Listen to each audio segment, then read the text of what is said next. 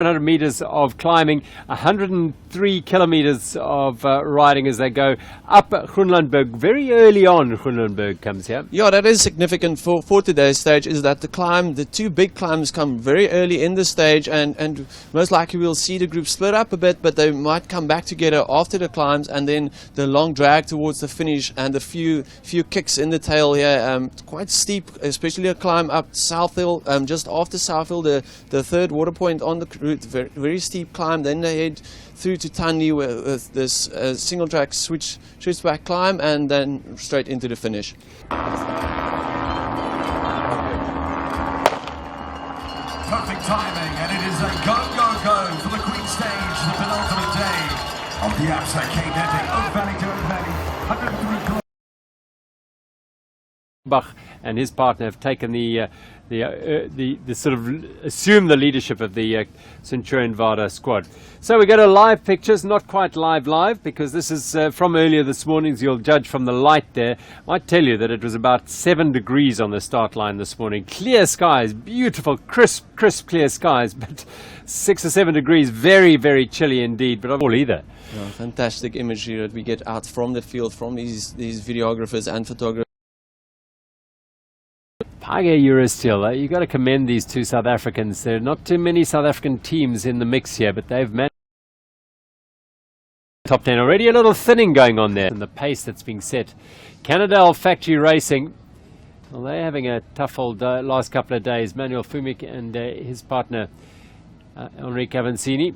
Yeah, we do feel that the hard work they put in earlier in the week did catch up with them yesterday, and we could see Avancini having a terrible day out on the bike yesterday, and when he came over the line in the mix zone area, he was spent. So 1, 2, 3, 4, 5, maybe 6 teams in there. 2 from Scott. Page Eurosteel are there. Investec Songo Special Vada in there, and one other team I can't quite make out on the front there, but that looked as though it was too serious. They're back on, and will no doubt catch as Cool Harvey and Sousa dig deep on the pursuit of that group. Yeah, Cool Harvey definitely looking for the fresher of the two riders there, and Sousa just scrambling, trying to keep up with the Czech Express. Again, going back, just a reminder, 50 seconds between the men in yellow in this group. That's Nino Schurter and Matthias Stürnemann, and Investec Songo Specialized, Christoph Sousa and Jaroslav Kulhavi. When they started this morning, 50 seconds was the gap. Incredible. Now, Sousa and Kulhavi distanced by a puncture. The gap was probably just under 2 minutes at its worst, and they slowly but... Yeah, Robach controlling the pace of this group. He's been up at the front here for quite a while now, and just pacing the other riders up this little... The third checkpoint comes at 74 kilometers at South Hill. Desperately want to take this stage today, and at this point they are in the right position to do so. Quick glance over the shoulders from and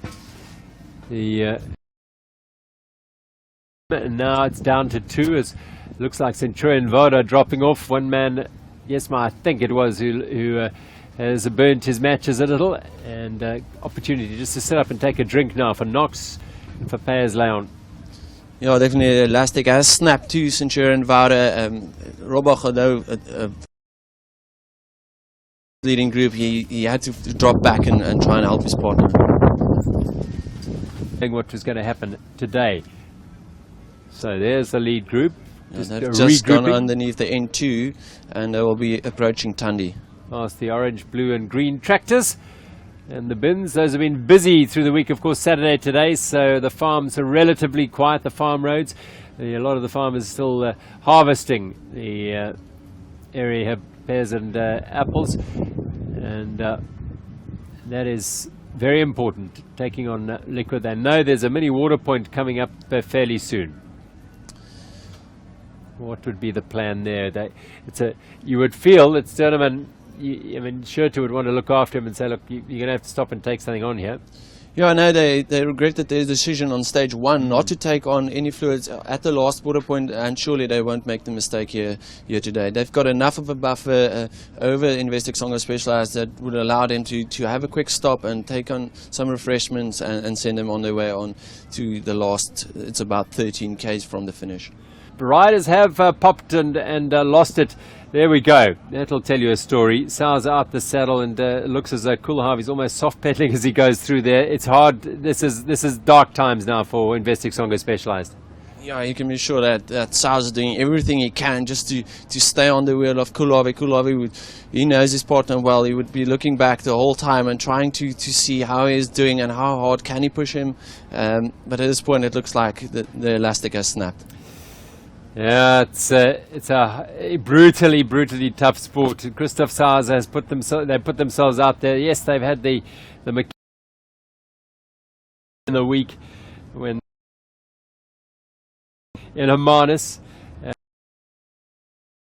and broke a valve. They had to fight back over the last 10 kilometers there, shrunk that gap from 3 minutes to 50 seconds.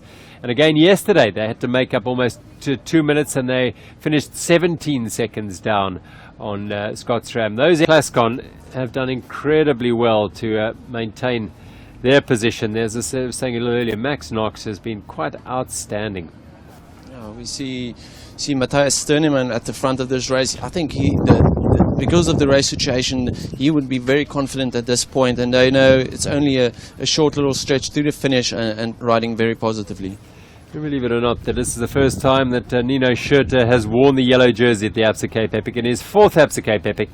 And as I said earlier, he's got such a single-minded focus on his job, and his job is to win mountain bike races. He's won pretty much. We'll try and keep this gap. We see Centurion Vada, and that's maybe testament of that situation where Centurion Vada getting back onto them here, and they might even rejoin this leading group of riders. Finally, a 5th team has gone through that water point at 90 kilometers, and that's Trek Salis and Marco, Damiano Ferraro and Fabian Rabensteiner. But they are a long way back, 8 minutes and 51 seconds. So that's how big the gaps. Come along and buy yourself a permit and get to ride. We love to have the riders. Yeah, Paris Loan getting back onto the front group here, and these riders would be starting to think about the stage win at this point. By the BioRacer Polo Sports team of Kalle Freiberg and Matthias Wenglen, the Swedish champion. They've had a good, consistent last couple of days inside the top 10. And Topi Gergen Racing, Christian Heineck and Alban Lecata, well, they're back in the frame to a degree today by being in 10th place, but they are 15 minutes down on the lead. Well, they've had a really torrid time, have Topi Gergen, Alban Lecata and his partner Christian Heineck, the champion here a couple of years ago, 2014 champion. So Payers Leon to get them to the finish. I think there's chances might be slipping away here for the stage win. Nino Schurter is not going to gift anyone anything, that's for sure. He did just roll aside at the finish line a couple of days ago to allow his young guns to take a victory. The entry into Paul Kluver, they'll just turn off the tar road briefly and around the dam. Force of this man on the front, Nino Schurter. The one man who perhaps does is Jaroslav Kulharvi, but Kulharvi is around about 4 minutes back and nursing his man. Whoopsie, there we go, that's how you do an A-frame. Yeah, you can see these riders definitely not holding back now. They sense, they smell. The finish, that is for sure. Sternemann. What an exhibition it has been by this pair. Another A-frame, you don't want to make a mistake there. It can be ugly if you do. And look at the gap now to Kansai Plascon. They've consigned themselves to second place, their best result of the week. Batteries just running flat as they came through out of tail of Kansai Plascon up here with Sternemann and Schurter. So a little climb up within the Oak Valley terrain and trails for Schurter and Sternemann. As I said, it's not a direct line into the finish. Today's stage. They were second the day before, and they had a 50-second lead today over Investec. A massive job was required to be done because Kulharvi and Sousa, so focused on trying to win it, but I'm afraid it's this pair who put it aside. And here comes Scott's Ram, Nino Schurter and Matthias Turneman, winners of stage 6. In their position as the yellow jerseys going into the world champion and the powerhouse team of Centurion Founder to Nicola Robach and Daniel Gesmeyer step up onto the podium. Robach on the left, Gesmeyer on the right. They've done a grand job. And on Kansai Plascon.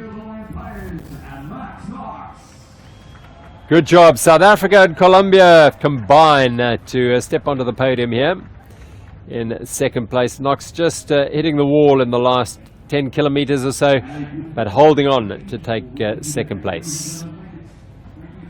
Well, it was a battle up that decisive climb up Groenlandberg that decided today's race.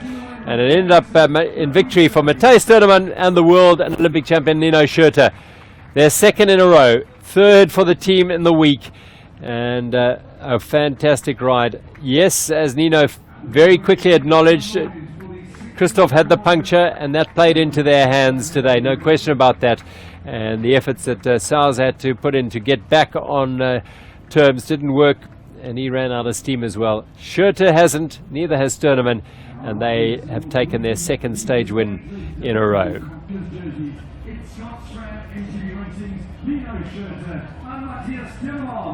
So here they are, Sturneman on the right, Schurter on the left, the new, or the, in fact they were not new because they got the yellow jerseys yesterday, but only by 50 seconds. They've taken a firm grip on these zebra striped jerseys today.